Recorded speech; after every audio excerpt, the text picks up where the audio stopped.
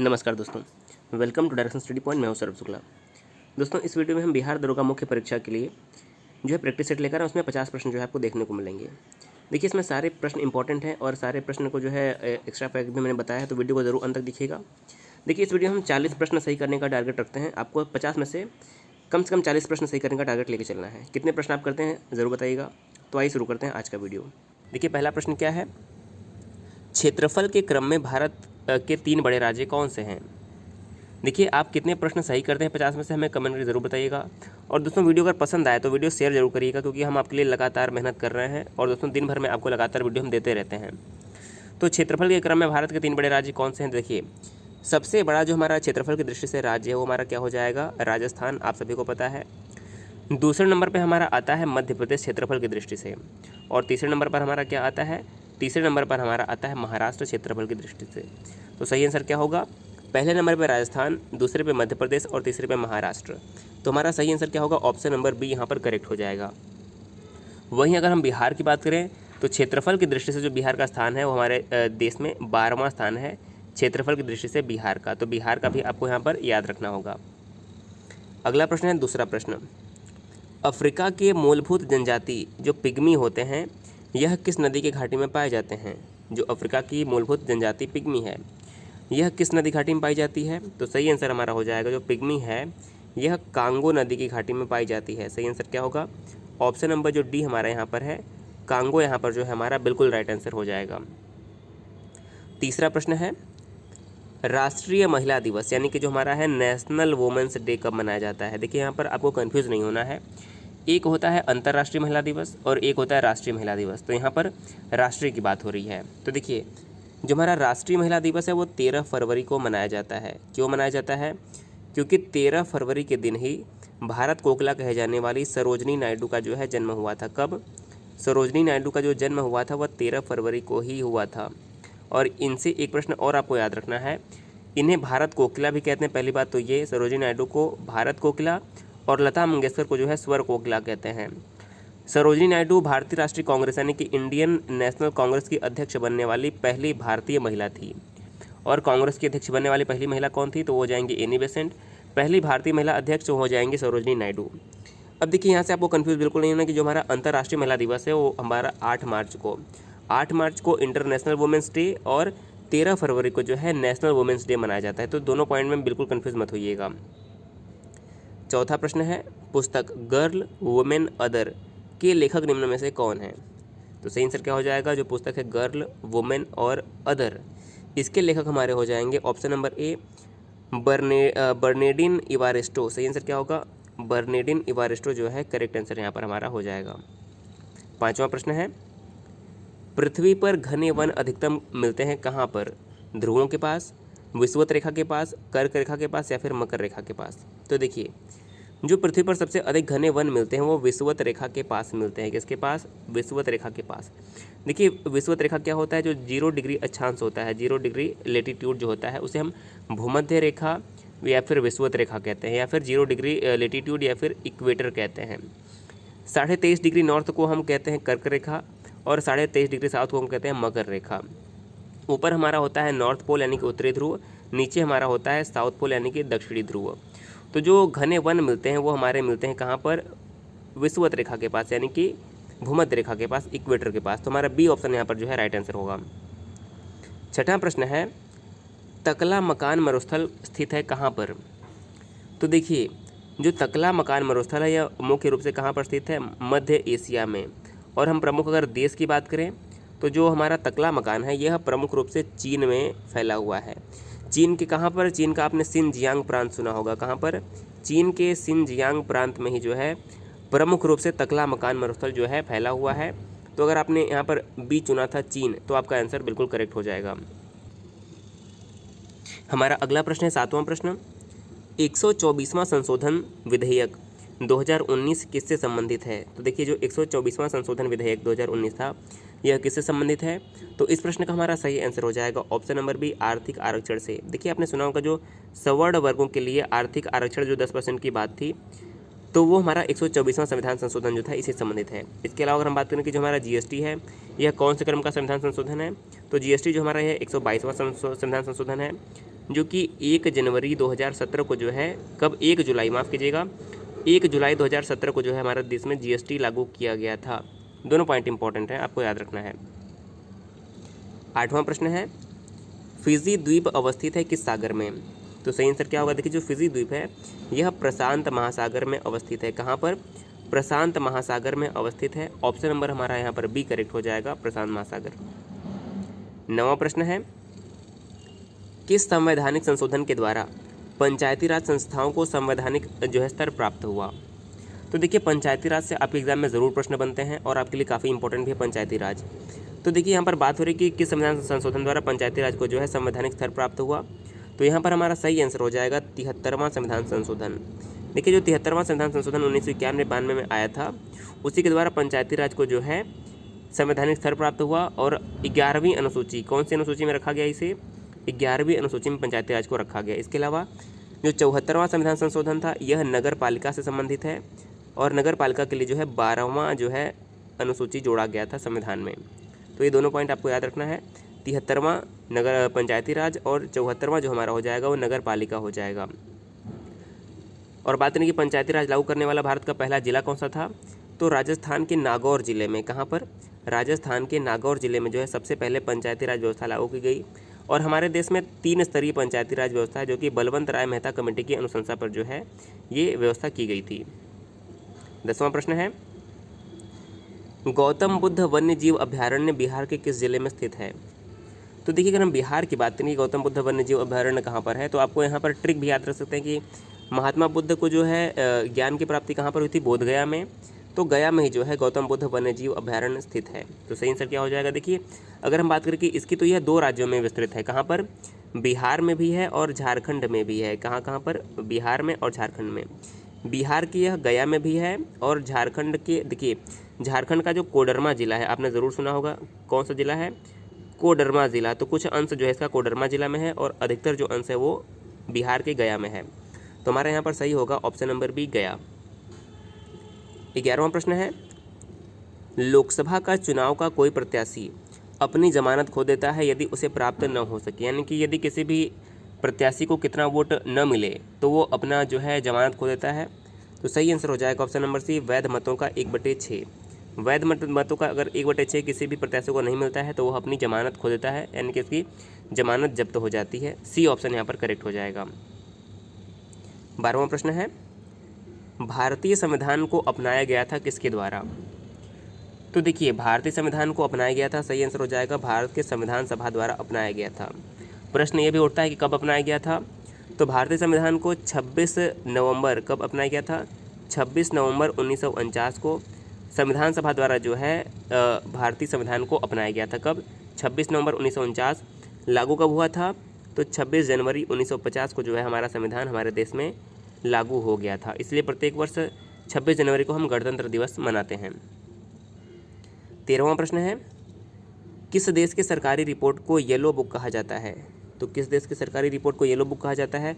सही आंसर हो जाएगा ऑप्शन नंबर ए, फ्रांस के जो सरकारी रिपोर्ट है उसे येलो बुक कहा जाता है। बात करें फ्रांस की, तो यहाँ की राजधानी क्या है? पेरिस। यहाँ के वर्तमान जो राष्ट्रपति हैं उनका नाम क्या है? Emmanuel Macron. देखिए, एक बात और है कि फ्रांस और इंग्लैंड, या फिर आप कह सकते हैं कि फ्रांस और ब्रिटेन के बीच की जो जलधारा है उसे हम किस नाम से जानते हैं? तो इंग्लिश चैनल। आपने जरूर सुना होगा कि इंग्लिश चैनल जो एक जलधारा है वह फ्रांस और ब्रिटेन के मध्य से ही होकर गुजरती है। तो ये दोनों पॉइंट याद रखिएगा। 14वां प्रश्न है, निम्न में से कौन संयुक्त राष्ट्र की सुरक्षा परिषद का स्थायी सदस्य नहीं है? तो देखिए, यहाँ पर सुरक्षा परिषद के स्थायी सदस्य की बात हो रही है, तो आपको एक ट्रिक भी याद रख सकते हैं। देखिए, एक ट्रिक क्या है? फ्रेका, एक वर्ड आपको याद रखना है, FRECA, फ्रेका आप याद रख सकते हैं। अगर हिंदी में अगर आप देखें तो फ्रेका ये लिखा हुआ है।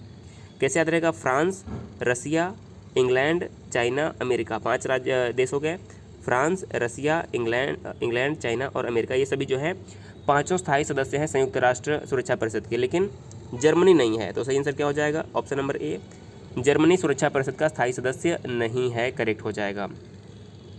15वां प्रश्न है, सरकारिया आयोग की सिफारिशों का संबंध किससे है? तो देखिए, जो सरकारिया आयोग की सिफारिश है इसका संबंध सीधे रूप से केंद्र राज्य संबंधों से है। किससे है? केंद्र राज्य संबंधों से। ऑप्शन नंबर डी करेक्ट हो जाएगा।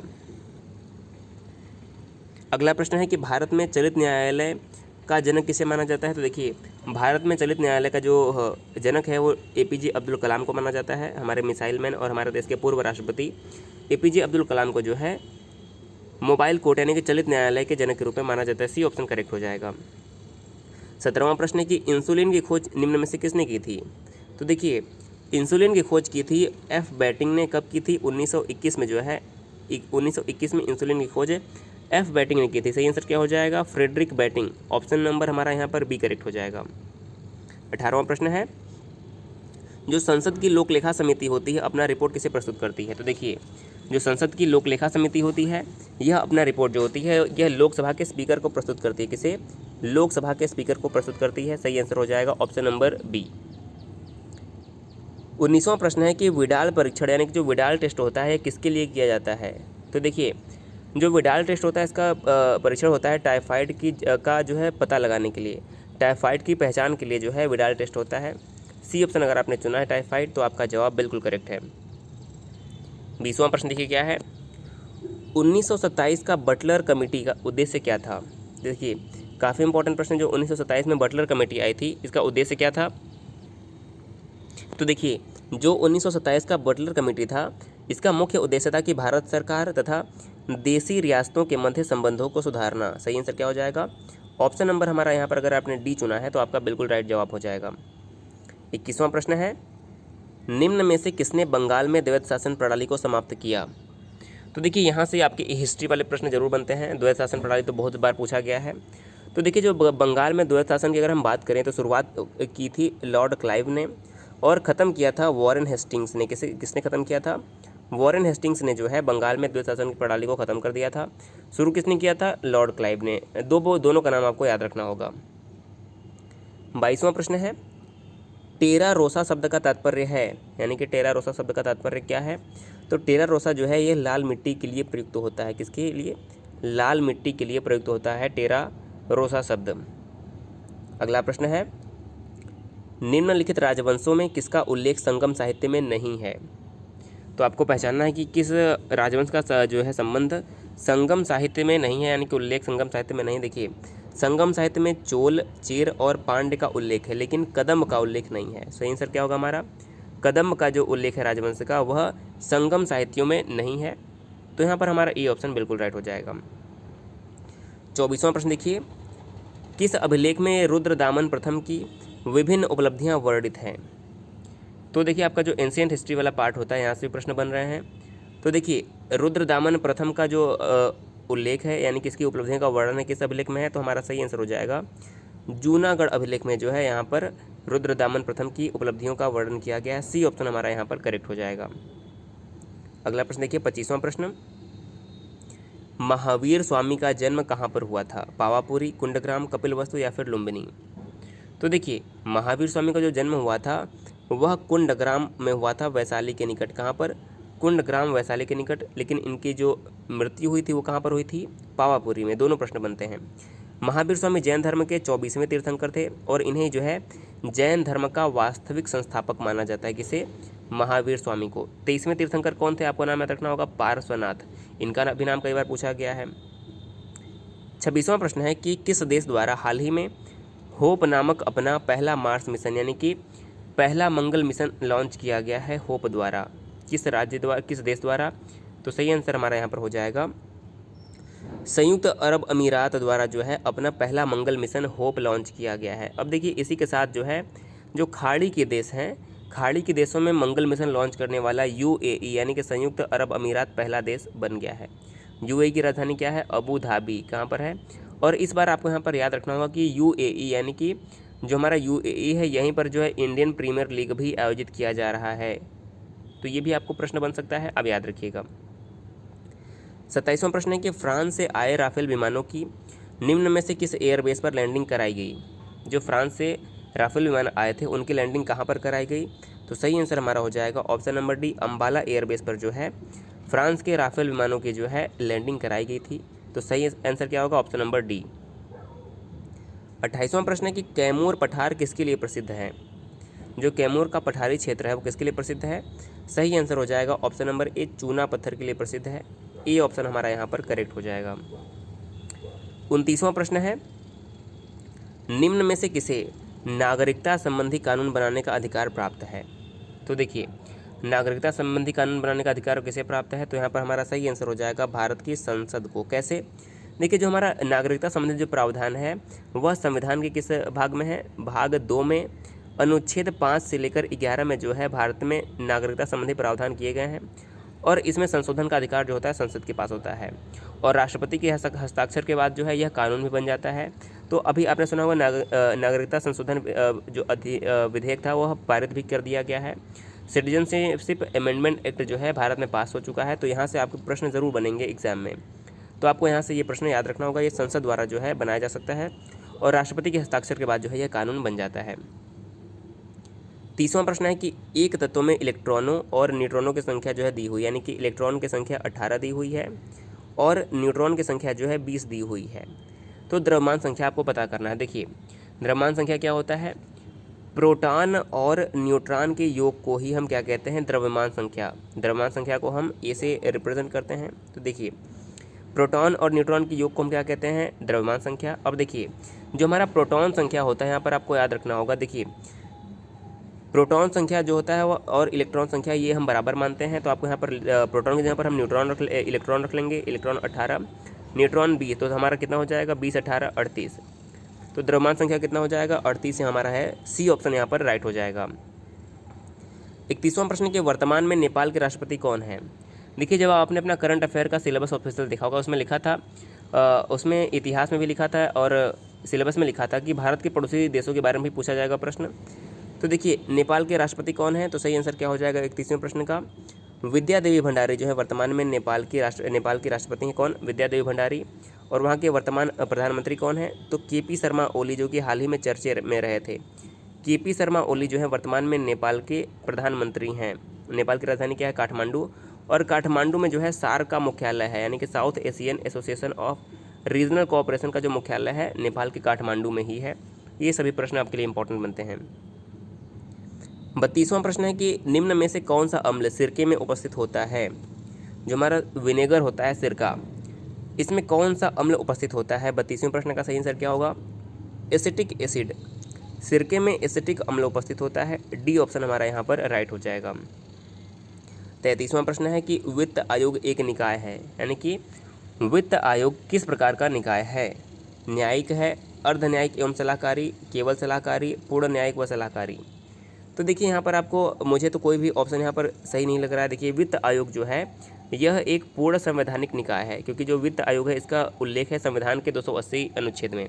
देखिए, जब किसी भी निकाय का उल्लेख भारतीय संविधान में होता है तो वह उसे हम संवैधानिक निकाय मानते हैं। क्या मानते हैं?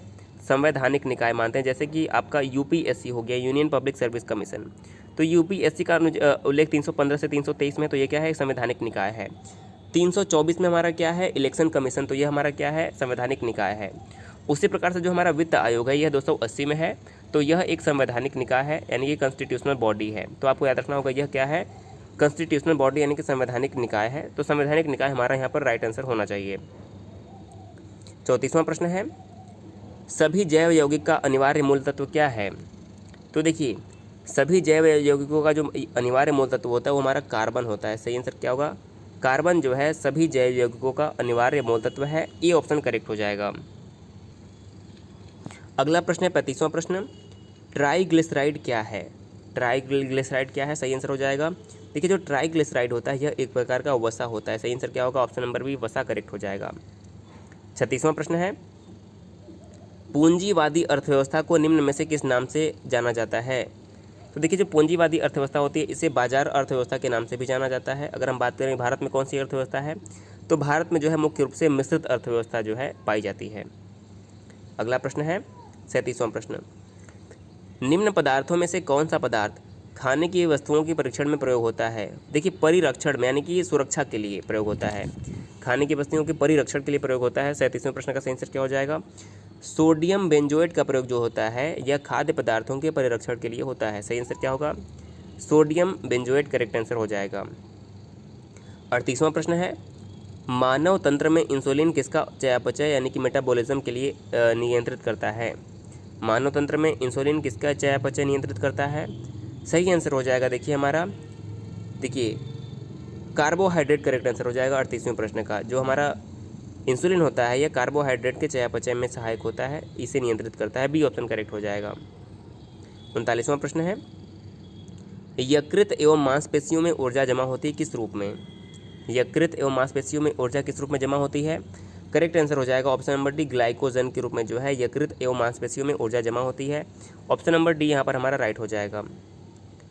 40वां प्रश्न है कि कौन से वे दो ग्रह हैं जिनका सौर मंडल के अन्य ग्रहों की तुलना में परिक्रमण विपरीत दिशा में है? तो देखिए, अगर हम पृथ्वी की बात करें तो हमारा पृथ्वी किस दिशा में घूमती है? पश्चिम से पूर्व में। किस दिशा में? आपको याद रखना होगा, एंटी क्लॉकवाइज परिक्रमा करती है पृथ्वी। अन्य सभी ग्रह भी किस दिशा में परिक्रमा करते हैं? पश्चिम से पूर्व की ओर। लेकिन दो ऐसे ग्रह हैं जो पूर्व से पश्चिम में परिक्रमा करते हैं। दो ग्रह जो हैं वह पूर्व से पश्चिम में परिक्रमा करते हैं। वो कौन से हैं? शुक्र और यूरेनस। कौन से? शुक्र और यूरेनस जो है ये क्लॉकवाइज यानी कि पूर्व से पश्चिम की ओर परिक्रमा करते हैं। बाकी सभी ग्रह जो है यह पश्चिम से पूर्व की ओर परिक्रमा यानी कि एंटी क्लॉकवाइज जो है परिक्रमा करते हैं। तो सी ऑप्शन हमारा शुक्र और यूरेनस जो है हमारा राइट आंसर हो जाएगा। 41वां प्रश्न है, निम्न में से अम्ल वर्षा का एक प्रमुख कारण क्या है? सही आंसर हो जाएगा, अम्ल वर्षा का जो प्रमुख कारण है वो है वायु प्रदूषण। 42वां प्रश्न है, महाबोधि मंदिर को यूनेस्को की विश्व विरासत सूची में कब शामिल किया गया? तो देखिए, जो महाबोधि मंदिर है इसे विश्व विरासत स्थल में जो है 2002 में शामिल किया गया था। सही आंसर क्या हो जाएगा? 2002 में जो है इसे विश्व विरासत स्थल में शामिल किया गया था। 43वां प्रश्न है, बेरोजगारी से संबंधित आंकड़े निम्न में से कौन सी संस्था जारी करती है? तो देखिए, जो बेरोजगारी के आंकड़े हैं वह राष्ट्रीय प्रतिदर्श सर्वेक्षण कार्यालय, कौन? राष्ट्रीय प्रतिदर्श सर्वेक्षण कार्यालय जो है जारी करता है। सी ऑप्शन करेक्ट हो जाएगा। 44वां प्रश्न है, क्रोमेटोग्राफी की तकनीक का प्रयोग होता है किस कार्य के लिए? सही आंसर हो जाएगा 24वें का हमारा डी करेक्ट हो जाएगा, एक मिश्रण से पदार्थों को अलग करने के लिए। एक मिश्रण से पदार्थों को अलग करने के लिए क्रोमेटोग्राफी तकनीक का प्रयोग होता है। डी करेक्ट हो जाएगा। 45वां प्रश्न है, प्राणियों और पादप का उनके परिवेश से संबंध के अध्ययन को क्या कहते हैं?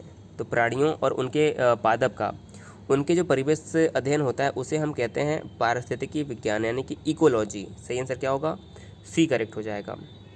46वां प्रश्न है, अनुच्छेद 323 के तहत संघ लोक सेवा आयोग अपना प्रतिवेदन किसे सौंपता है? देखिए, संघ लोक सेवा आयोग क्या है? एक संवैधानिक निकाय है। इसके द्वारा देखिए 315 से 323 में संघ लोक सेवा आयोग रखा गया है। संघ लोक सेवा आयोग के अध्यक्ष की जो नियुक्ति होती है वो राष्ट्रपति के द्वारा की जाती है, इसलिए जो है ये अपना प्रतिवेदन भी है राष्ट्रपति को ही प्रस्तुत करते हैं। तो सी ऑप्शन हमारा जो है करेक्ट हो जाएगा। आपको कमेंट करके बताना है कि यूपीएससी के नए चेयरमैन कौन बनाए गए हैं, आपको कमेंट करके बताना है। 47वां प्रश्न है, किस घटना के कारण गांधी जी ने असहयोग आंदोलन वापस ले लिया था? तो बहुत ही प्रसिद्ध प्रश्न है। चौरी चौरा कांड के बाद जो है महात्मा गांधी ने असहयोग आंदोलन को जो है वापस ले लिया था। 47वें का बी ऑप्शन करेक्ट हो जाएगा। 48वां प्रश्न है, कौन से भारतीय राज्य की अधिकतम सीमा म्यांमार से स्पर्श करती है? तो देखिए, अरुणाचल प्रदेश की अधिकतम सीमा जो है म्यांमार से स्पर्श करती है। ए ऑप्शन करेक्ट हो जाएगा। 49वां प्रश्न है, महात्मा गांधी द्वारा भारतीय राष्ट्रीय कांग्रेस के कितने अधिवेशन में भाग लिया गया? तो देखिए, महात्मा गांधी ने एकमात्र अधिवेशन 1900 देखिए जो हमारा केवल एक अधिवेशन, कौन सा अधिवेशन में भाग लिया था? बेलगांव अधिवेशन में जो है केवल महात्मा गांधी ने जो है अध्यक्षता की थी। तो हमारा ऑप्शन नंबर सी करेक्ट हो जाएगा। और आज का हमारा अंतिम प्रश्न है, इंदिरा गांधी मातृत्व सहायता योजना की शुरुआत कब की गई? तो देखिए, भारतीय राष्ट्रीय कांग्रेस की सरकार द्वारा 2010 में मनमोहन सिंह जब प्रधानमंत्री थे तो इनके द्वारा जो है प्रधानमंत्री मनमोहन सिंह के द्वारा 2010 में इंदिरा गांधी मातृत्व सहायता योजना की जो है शुरुआत की गई थी। डी ऑप्शन करेक्ट हो जाएगा। तो देखिए दोस्तों, इस वीडियो में मैंने आपको 50 प्रश्न दिए, आपने कितने सही किए ज़रूर बताइएगा। दोस्तों, अगर आपको आसपास से थोड़ी अगर शोर की आवाज़ आ रही होगी तो उसके लिए माफ़ी चाहेंगे, क्योंकि दोस्तों आज अभी हम छत पर बैठ के वीडियो बना रहे हैं और यहाँ पर काफ़ी धूप भी है और यहाँ पर आसपास की गाड़ियों की आवाज़ भी आ रही होगी, तो आप उसे नज़रअंदाज ज़रूर करिएगा, क्योंकि दोस्तों आपके लिए वीडियो देना ज़रूरी है। इसलिए दोस्तों हम आपके लिए कहीं से भी बैठ के वीडियो ज़रूर बनाते हैं। PDF आपको देखिए टेलीग्राम से मिल जाएगी, तो डिस्क्रिप्शन टेलीग्राम में लिंक मिल जाएगा। इसके अलावा आपको डायरेक्शन स्टडी पॉइंट सर्च करने पर भी टेलीग्राम लिंक मिल जाएगा। दोस्तों वीडियो को आप शेयर जरूर करें, क्योंकि बहुत मेहनत से हम वीडियो बना रहे हैं। आप शेयर दोस्तों करेंगे तो हमारा भी जो है मनोबल बढ़ेगा और आपको हम लगातार अच्छे वीडियो दे पाएंगे। वीडियो कैसा लगा हमें कमेंट करके ज़रूर बताइएगा। वीडियो देखने के लिए बहुत बहुत धन्यवाद।